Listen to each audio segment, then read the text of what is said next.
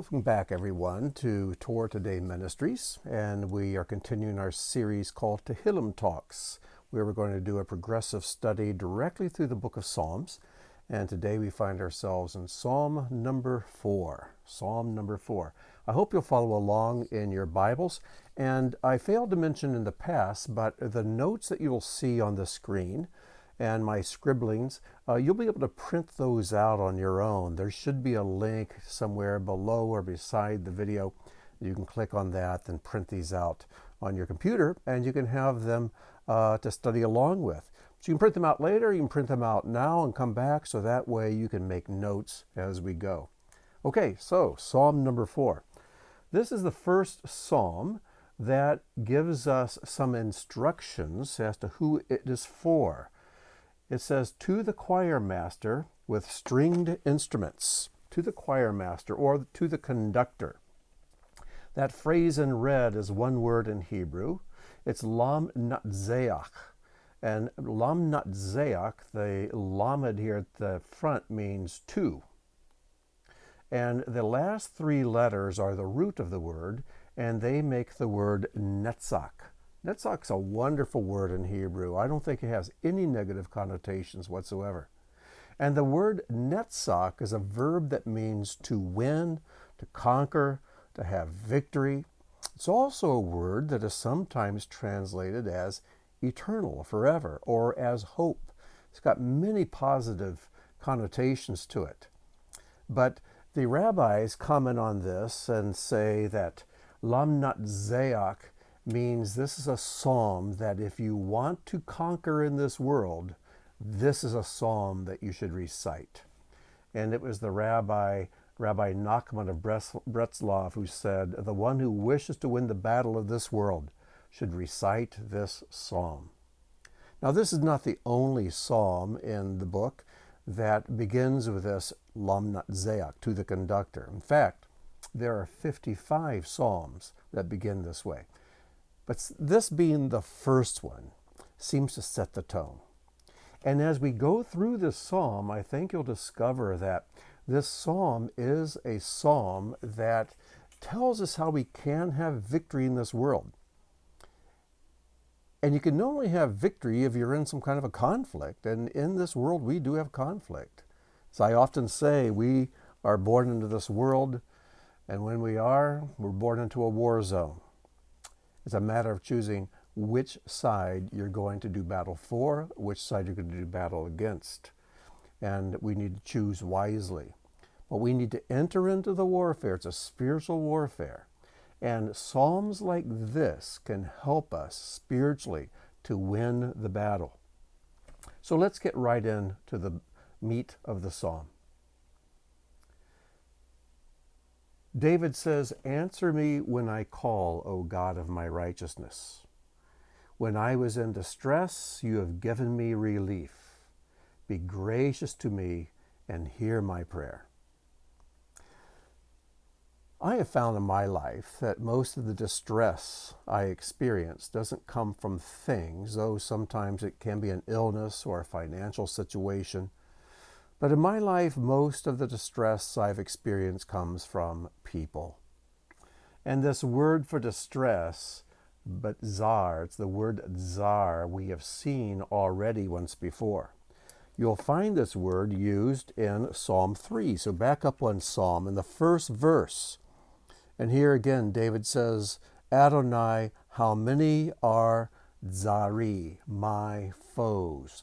Those who place me in distress. You see, the word zar means a tight spot, to squeeze, to confine, to conflict. It's like being in between a rock and a hard place. And zari are those who cause that stress, cause that squeeze in my life. And Psalm 3 says, oh, there are so many who are trying to squeeze me and squash me. And that is the word used here. Now, you have to understand something. This entire phrase, when I was in distress, you have given me relief, is only 3 words in Hebrew. Only 3. Here are the first 2. But zar, hirchavta, and then there's one more word, li, to me.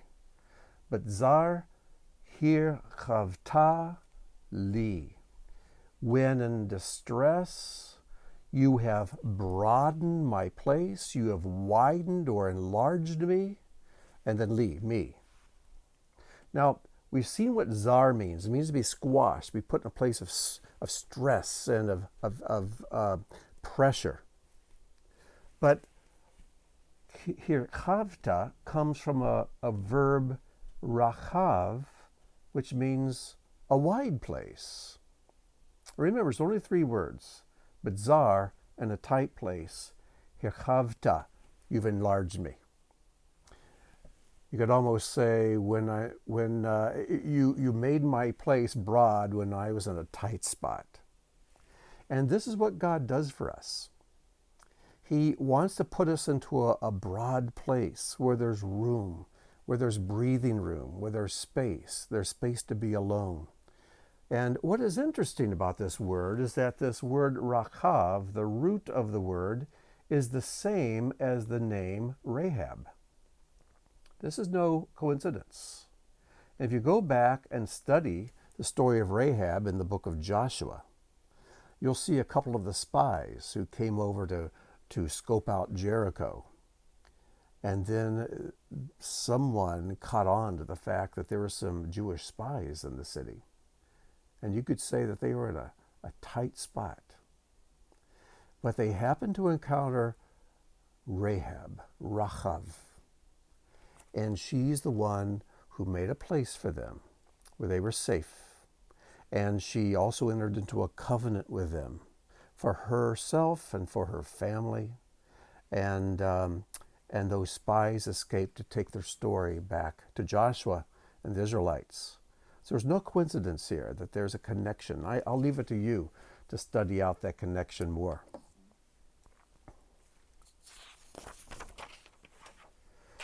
Now notice here what David does. When he's in a tight spot, does he rail against those who are oppressing him? Does he rail out against his situation? No, he says, answer me when I call, O God. Be gracious to me, hear my prayer. When we start complaining and whining against the situations in our lives, we're treating them as if they are God and we don't have any control. They control us. They're what run the world. They're what make our lives miserable. And if they're removed, then we'll be blessed. But David saw through that fallacy because that's an illusion. God runs the world. And if he allows stress and pressure into our lives, somehow it's for our good because he is God. He's the one we fear. He is the one with whom we have to do. And so let's learn a lesson from what David did here. When people are causing problems, when situations are a problem, he goes to the God who's above all problems, the God who himself is the conductor of the world, the lam'natzeach. And he goes to him, answer me when I call. And be gracious to me and hear my prayer. And I hope this puts the lie to the teaching that there's no grace in the Old Testament. The Old Testament's filled with grace, and here we see David calling out to his gracious God to show him grace. Then verses 2 and 3. O men, how long will you put my honor to shame? And then a second question is asked. How long will you love emptiness? And a third question. And we could almost put the words, how long will you seek after lies, after falsehoods? These are 3 very interesting questions to me, because these are the questions I ask in my own mind concerning those who set the temper of this current world, the ones who seem to be in political office and in charge of the tone of this world right now. And I want to ask, how long will you put my honor to shame? And what that means is, in the current culture, to live a righteous life, to choose right over wrong, to embrace traditional moral values, biblical principles, is looked down on and belittled and is attacked. And laws are passed to to make what we do illegal and then to legalize immorality. And it's like, how long will you put my honor to shame? Because to live a righteous life, to strive to obey God's word, his commandments, and to follow Messiah is denigrated in this world. And it is ridiculed. And there's tremendous peer pressure upon us, especially our young people, to conform to the degradation and the lack of morality that is the standard in this world today. And we know this is a temporary situation. We know that the day is coming when God's will be done on earth as it is in heaven. We know that the day is coming when the knowledge of God will fill the earth as the oceans cover, the waters cover the seas. And we know the day is coming when no one will tell his neighbor, "Know the Lord," because he says they will all know me from the least to the greatest of them. We long for that day when sin is no longer endorsed and righteousness is ridiculed. We long for the day when evil is not called good and good is no longer called evil. And we have to ask, how long, O Lord? How long? And we want to ask the people who are like the ones who seem to be in control of the culture today, how long will you put my honor to shame? Then how long will you love emptiness? Will you love reek? There is the word. And we've seen this word once before.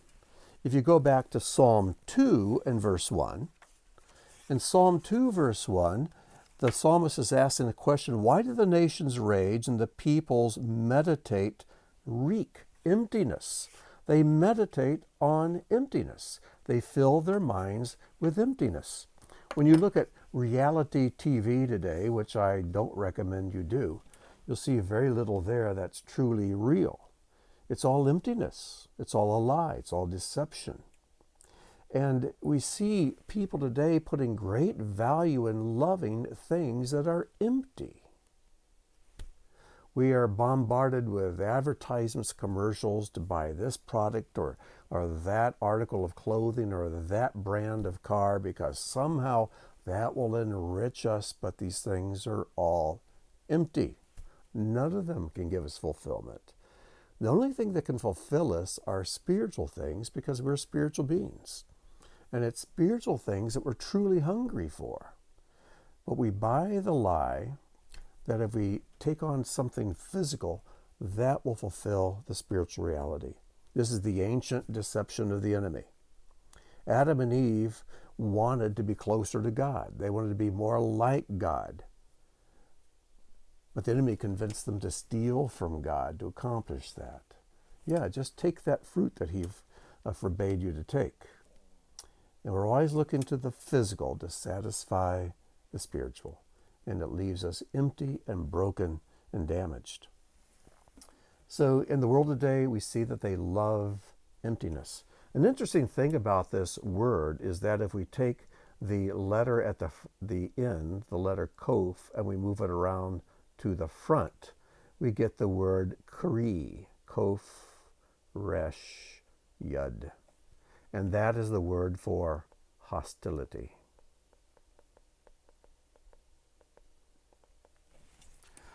Because people who love emptiness are people who are constantly hostile towards those who live an abundant life, who are content, who are happy, who are joyful. When you think of the riots that we've seen across the United States and across the globe in recent years, we see people who love emptiness, people who've believed in lies, and people who want to shame honor and righteousness, being hostile, burning down buildings and cities and killing one another. But emptiness, a love of emptiness, always leads to hostility. But there's the next phrase says, but know that Adonai has set apart the godly for himself. Adonai hears when I call to him. Now that word set apart is not the one we normally think of, because we know that the word kadosh or kodesh means set apart. It's usually translated sanctified or holy. That is not the word used here. The word for holy, the word kodesh or kadosh, means to be set apart for a special purpose. But this word means to make a distinction between two different kinds of things. And we see this word, which is the word pala, to make a distinction, in some interesting ways in Scripture. The first three places we find this word is in the book of Exodus. In Exodus 8:22, we find Israel in Egypt, and God is speaking and says, "But on that day I will set apart the land of Goshen, where my people dwell, so that no swarms of flies shall be there, that you may know that I am Adonai in the midst of the earth." So we see God making a distinction, a pala, between this area where his people dwell and this area where his people don't dwell.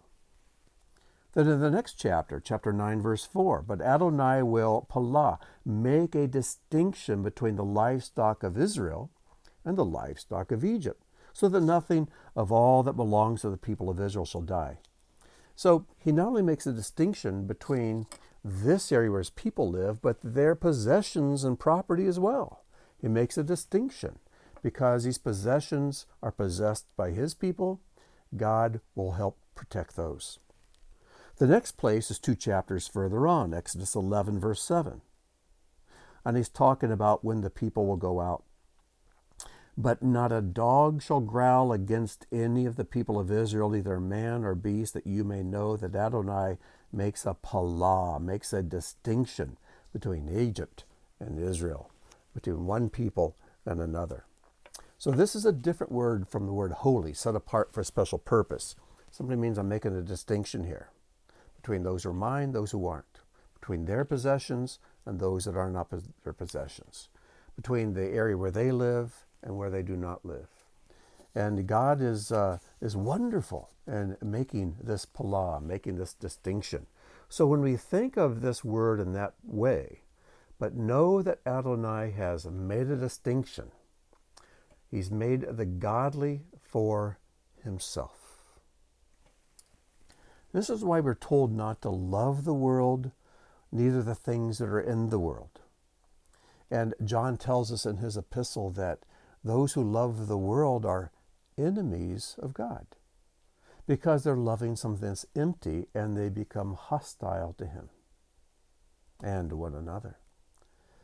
But if we give ourselves to God, we let him make a distinction, we find the hostility go away. We find peace. We find fulfillment. We find a fullness in the place we're most hungry. That's in our soul and spirit. And that's the kind of people we should desire to be. And again, let me remind you that there's a warfare going on. And this psalm that's written for the lam'natzeach, for the conductor, it's for us to have victory.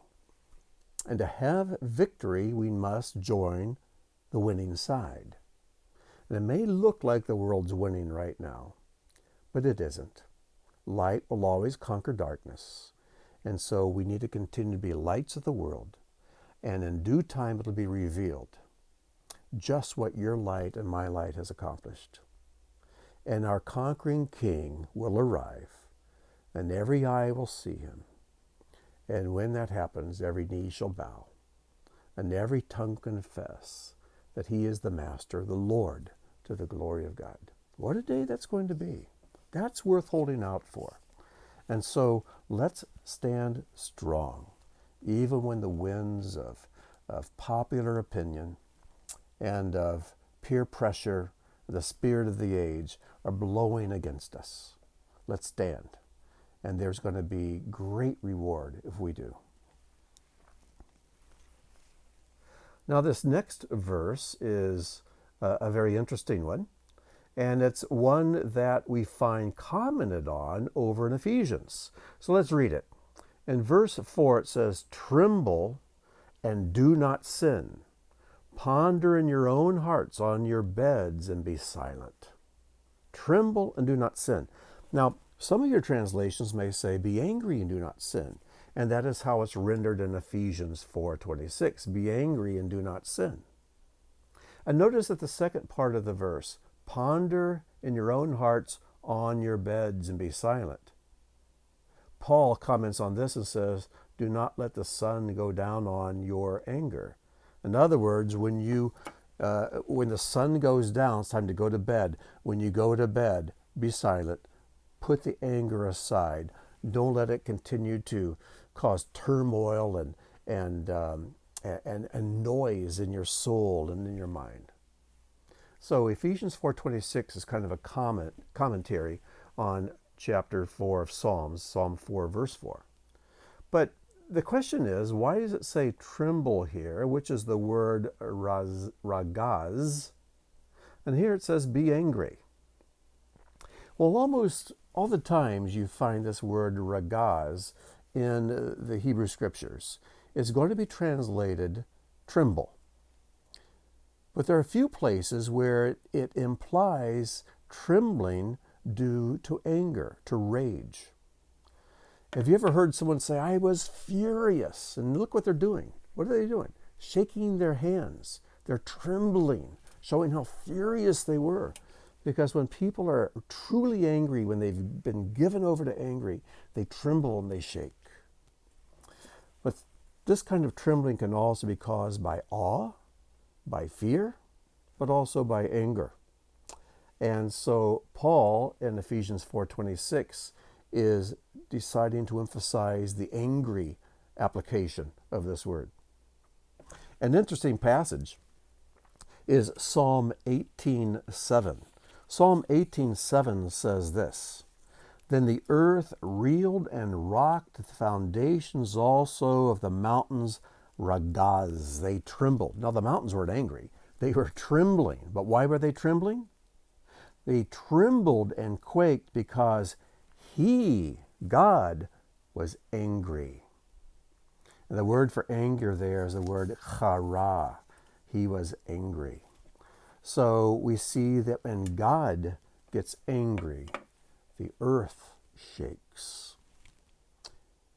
And I believe we are truly going through a shaking right now in our world. As I sit here today, it's May of 2022. And we've been through a shaking with COVID and with the riots and all these things have taken place over the last year and a half. And now we find ourselves basically in a war with Russia that's taking place over in Ukraine at the moment. And we see that there will soon be food shortages, possibly power shortages, and other things coming down the line. And the shakings will continue to get more severe. And I truly believe in my heart these are the birth pangs of Messiah. All pain is birth pain.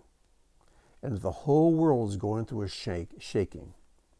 There are a couple of things happening. On the one hand, I think God's anger against this earth and against this culture that is embracing immorality, not just immorality, but abominations, and calling these things good and calling good evil. I think God has a right to be angry, and He's shaking the world. But also, the shakings are a form of birth pains because this world's about to give birth. It's going to give birth to a new world, a new age, a new millennium, the millennial kingdom. And that's worth going through any amount of shaking for. But if we're standing on the rock, we won't be shaken. It's all this shaking that's going on is going to reveal your heart. It's going to reveal your heart. Are you focused and valuing external things or internal things? Physical things or spiritual things? Temporal things or eternal things? You tell me where your treasure is, and I'll show you where your heart is. And if your treasure is in the heavens, if you've laid up for yourselves treasures in heaven, in the spiritual realm, the unshakable, eternal, spiritual realm, the realm of true reality, You're not going to be shaken. And you're not going to experience loss. Won't be any thieves that break through and steal.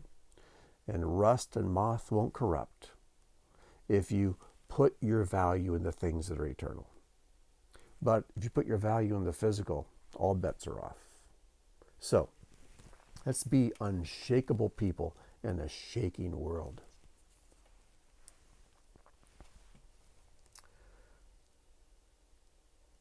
And then the psalmist goes on in verse 5, offer sacrifices of righteousness. You could also say offer righteous sacrifices, and some translations do render it this way. But offer sacrifices of righteousness and put your trust in Adonai. And this is a good place to point out that we are not to put our junk on the altar. We're not to put our sin on the altar. And I often hear people say, you just need to take all your sin and lay it down on the altar and give it to God. No, that's not where your sin goes. Your sin goes at the bottom of the sea. It goes as far as from the east as from the west. God doesn't want your trash on his altar. The only things that go on altars are holy things. This is why we are called to be living sacrifices, holy and acceptable to God. You didn't put trash, you didn't put blemished animals, you put your best on the altar to give it to God. And we are to make a sacrifice of righteousness to him. In other words, we take the best that's in our lives, the very best, we give that to God. Don't give him the things you don't want. Give him the things that he does want. Give him the things that he places value on. And you know, here's a way to think of the altar. What goes on the altar goes up in smoke. When you think of the altar as an elevator system, it's a spiritual escalator that takes our best and brings it before God. Now the world looks at that and mocks it. Why are you giving your best to this so-called God who doesn't even exist? The reason is because he does exist. He's my creator. He's my redeemer. And I love him. And I've given my life to him. I'm going to follow him to the end. And I tell you what, I would rather follow this God only to discover he doesn't exist than to follow anything else only to discover that God does exist. Because I tell you what, living my life for God, to the degree I do that, I have joy, I have peace, I am fulfilled. The thing is, I know he does exist. He's proved that to me over and over and over again. He's proven his love for me and for those who have given their lives to him over and over again. He's a God who can't lie. His promises are true. And so we can trust him fully. And I challenge you and encourage you to do that. Don't be afraid. Give your lives away to him fully and completely, just as Messiah gave his life for us fully and completely. And then we come to the end of the psalm, verses 6 through 8. There are many who say, who will show us some good? Lift up the light of your face upon us, O Adonai. And then the question is, who is David talking to in this next section? It says, you have put more joy in my heart than they. Who is the they? Who is the they he's referring to? You, God, have put more joy in my heart than they have when their grain and wine abound. And the commentators generally agree that the they that he's referring to are the ones he was asking the questions of earlier. How long will you put my glory, my honor to shame? How long will you love emptiness? How long will you seek lies? And now these people do have joy. When physical things come through, when their grain and their wine abound, they're happy until the grain and the wine is gone. But David says that you have put more joy in my heart than they have. In other words, our joy does not depend upon the physical bounty we have. And I've said before in our teachings, pleasure is a function of the flesh. It's very fleeting. Happiness is a function of the soul, and it's something we can choose. But joy is a function of the Spirit, is a gift of the Spirit. And it's something that's internal. It's something that's solid as a rock. It's something that is there all the time, even if we're not happy, and even if we're not experiencing pleasure. In our spirits, we can have joy, deep joy, and we must learn to tap into that deep joy, especially in times of shaking. It tells us that Messiah in Hebrews, that because of the joy set before him, he endured the cross. He despised the shame. I can go through this. This is temporary. But the joy that's set before me is eternal.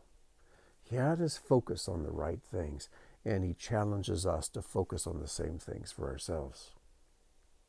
And then he says, in peace, in shalom, I will both lie down and sleep, for you alone, Adonai, make me dwell in safety. Here is a man whose confidence is completely and totally in God. And the reality of God was such a tangible reality to him that even when he's under attack, even when people are trying to denigrate his honor, when they're trying to, when they love emptiness, when they are trying to collect lies and gather lies and invest in lies. You know how it is when you don't like somebody, you just can't hear enough lies about them. Any negative piece of information you can gather, you put it in your bag of lies and you hold on to it. It doesn't even cross your mind to check out to see if it's really true or not. Because when you decide you don't like someone, then any negative rumor you hear about them, you just save it up. It's delicious. But we're not to love emptiness. We're not to seek out and pursue lies. We're to always pursue truth. So we need to learn to let go of lies, quit being so angry with people, angry with ourselves even, angry with our situations, and learn to lie down in peace. To lie down in peace. To go to bed at the end of the day. And though things may be unresolved out here, to lay down, put our heads on the pillows and think, God, you're my God. You run the world, and I choose not to worry about this. There'll be time to think about it and deal with it tomorrow. But right now, I'm lying down. I'm going to rest in you. And he will make me dwell in safety. We're going to be okay. He's a trustworthy God. If you choose to trust him, he will prove trustworthy.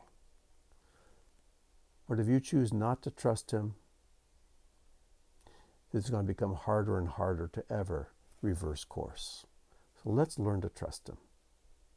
I'm going to close with a comment from the Midrash Tehillim. It talks about how the people, they're happy when their grain and wine abound, because God still blesses people and provides for them, even if they're enemies of his. I mean, look at Sodom and Gomorrah. They were abominable people. They were horrible people, so horrible that God eventually just had to wipe them out. But until he did, it says that the area where they lived was like Eden. It was beautiful, and they had plenty of food and leisure. They had all these physical blessings. Right up to the point they didn't. And so the Midrash Tehillim says, if this is the reward of those who provoke God, how much greater is the reward that lies in store for those who fulfill his will. No, our salvation is based entirely and completely, totally, utterly on God's grace. But our reward is based completely and totally upon our works. God wants to reward us, just as you as a parent, you want to catch your kids being good. You want to reward them. You want to bless them and embrace them and just to glory over them and praise them. You want that. But you can't exactly do that until they respond correctly, until they obey, until they do what you've told them to do. But when they have, there's nothing in this world you wouldn't do for them. That's all God is with us. He wants to reward us. And I hear people sometimes say, well, I don't want any reward. I just want to be saved. Well, that's very selfish. Because God wants to reward you. Why deny him the privilege of rewarding you by refusing to obey him? He wants our obedience.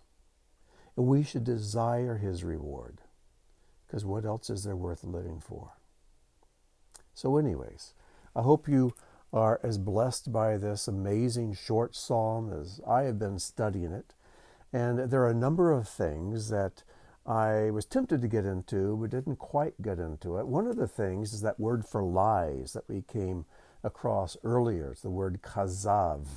It's the root of the name Cosby. Do you remember who Cosby was? She was a bad girl. You can read about her in Numbers 25. But there's some hints to these other things in the notes, because at the end of the notes, I always put the scriptures, the passages, the quotes that I use in the teaching.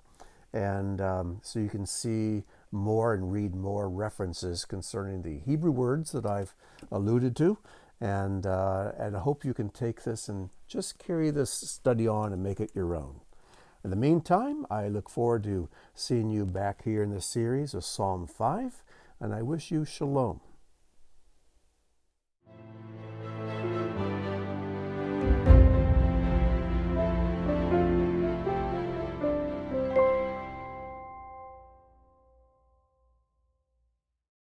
Over and out.